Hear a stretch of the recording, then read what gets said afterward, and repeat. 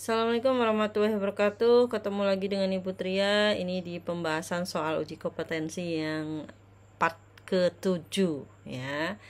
Yang belum simak video dari awal ya, silahkan simak videonya supaya memaksimalkan Anda dalam menghadapi soal-soal uji kompetensi. Namun seperti biasanya mari kita berdoa dulu sesuai dengan keyakinan kepercayaan kita masing-masing. Berdoa mulai. Baik teman-teman, ini sudah sampai ke part 7 ya. Ada 2 part lagi, nanti part 8 dan 9 yang terkait dengan pembahasan soal-soal uji kompetensi. Jangan ada yang terlewat dan semoga bermanfaat. Soal yang pertama, saat operan, kepala ruangan mendengarkan banyak keluhan dari keluarga pasien. Satu perawat tidak izin tidak masuk karena anaknya sakit. Satu keran air di ruangan mati sehingga perawat antri mengambil air. Setelah selesai memberi pengarahan, kepala ruangan berkata, "Tetap semangat teman-teman dalam melayani pasien dan keluarga." Pertanyaannya, apakah fungsi kepemimpinan yang ditampilkan kepala ruang tersebut? Jawabannya adalah B, ya, pemberi motivator atau sebagai motivator. Lalu bagaimana dengan rasionalnya?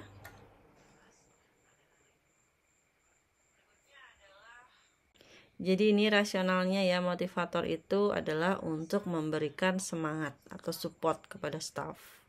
Dan ini diperlukan dalam situasi di luar kebiasaan. Jadi jawabannya adalah B. Kita lanjutkan ke soal berikutnya.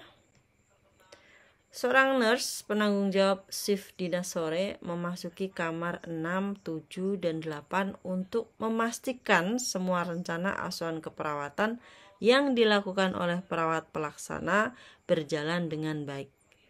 Dilanjutkan dengan menemui perawat penanggung jawab kamar dan mengecek ketersediaan alat yang digunakan.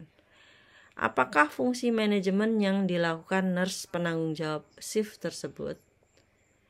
Jawabannya adalah E, controlling. Why controlling? Kita lihat rasionalnya. Controlling yaitu memastikan seluruh kegiatan yang direncanakan berjalan dengan baik sesuai dengan tujuan. Ya, kalau kita lihat tadi di kasusnya semuanya merupakan identifikasi ya, atau memastikan seluruh kegiatan itu dilakukan secara baik atau tidak ya, sesuai dengan rencana. Soal berikutnya, sebagai kepala regu dituntut untuk dapat melakukan banyak aktivitas asuhan dan manajemen di ruangan. Setelah mengarahkan asuhan jam 8 terhadap anggota, dilanjutkan rapat pengembangan dengan kepala ruangan jam 10. Selain itu, jam 12.30 juga masih harus mengawasi pelaksanaan asuhan klien dan jam 13.30 harus mengecek dokumentasi asuhan keperawatan anggotanya. Pertanyaannya, apakah kemampuan yang paling penting harus dimiliki untuk menjalankan kegiatan tersebut? Jawabannya adalah B, yaitu pengelolaan waktu yang efektif ya. Di sini sudah jelas kasus ya, sampai dengan dituangkan jam-jamnya. Maka tentu ini kaitannya dengan manajemen waktu ya, yaitu pengelolaan waktu yang efektif. Ini dia rasionalnya. Perencanaan waktu sebagai sumber daya untuk bekerja perlu dilakukan dengan efektif sebagai fungsi pengorganisasian, sesuai dengan penjelasan jam kegiatan-kegiatan yang tertera di dalam kasus. Jadi benar ya, di sana ada fungsi pengorganisasian yang terkait dengan manajemen waktu. Seorang nurse penanggung jawab shift sore sedang membagi pasien dengan perawat pelaksana. Supaya distribusi tanggung jawabnya merata berapa pasien total care, partial care, dan minimal care. Pertanyaannya, model asuhan keperawatan apakah yang diterapkan? Jawabannya adalah C, model moduler. Kenapa? Kalau yang A, Fungsional. Kalau fungsional itu adalah perawat pelaksana dibagi sesuai dengan fungsinya masing-masing untuk melakukan intervensi. Kalau PKP, yaitu perawat primer dan perawat asosiat dipersyaratkan minimal adalah nurse. Kalau jawabannya C, ya, yang moduler tadi, terdapat perawat penanggung jawab shift dan perawat pelaksana yang akan merawat pasien 3 sampai dengan 5 pasien yang menetap sampai pasien pulang. Ya, sudah jelas ya, tadi di kasus ada perawat penanggung jawabnya dan perawat pelaksananya. Oke, kita lanjut ke kasus berikutnya. 2 orang perawat pelaksana berargumen mengenai disiplin kerja, bahwa satu indikator disiplin adalah datang on time sesuai jadwal. Perawat pertama berpendapat bahwa 15 menit datang sebelum jam kerja adalah wajib, karena banyaknya tugas perawat. Sementara perawat kedua berpendapat asal datang tepat pas jam kerja adalah baik, karena tugas sudah diatur oleh manajer dengan baik. Pertanyaannya, apakah latar belakang penyebab perbedaan pendapat tersebut? Jawabannya adalah A. Value. Kenapa?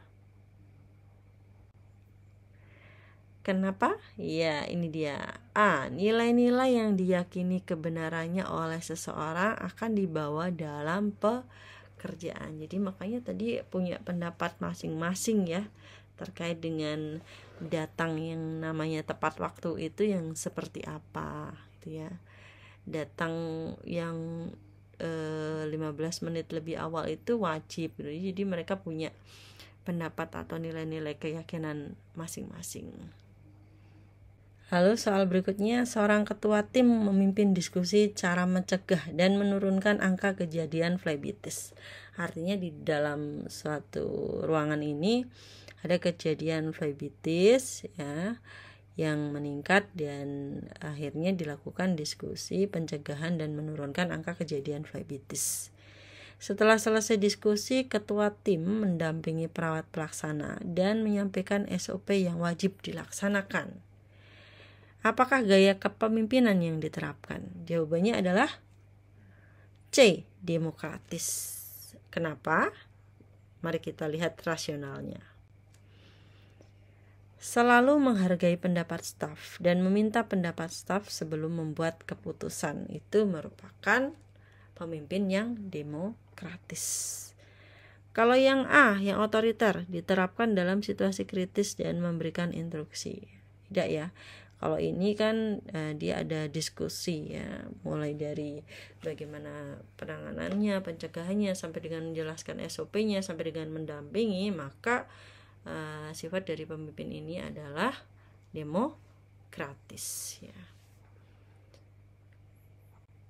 Kemudian, seorang ketua tim selalu berpakaian rapi dengan atribut lengkap, datang ke ruangan on time, ramah dan cepat respon dalam melayani pasien. Setiap kali dinas, ketua tim tersebut memimpin doa dan memberi semangat kepada teman-teman dalam melayani pasien dan keluarganya. Pertanyaannya adalah, apakah fungsi kepemimpinan yang dilakukan pada kasus tersebut?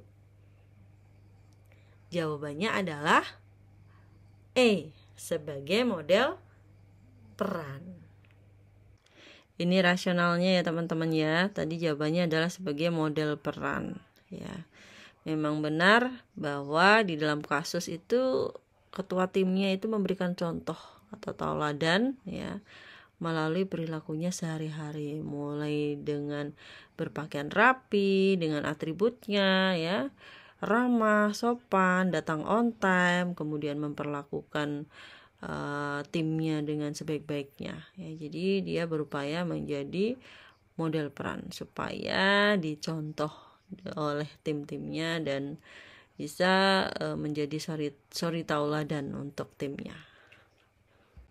Kasus berikutnya, seorang kepala ruangan sedang menyusun jadwal dinas untuk 1 bulan ke depan.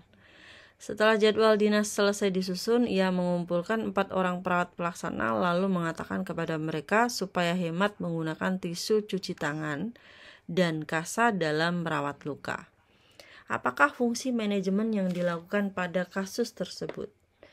Jawabannya adalah B ya, planning ya, merencanakan ya. Karena ketua tim ini dia menyusun jadwal untuk 1 bulan ke depan gitu ya.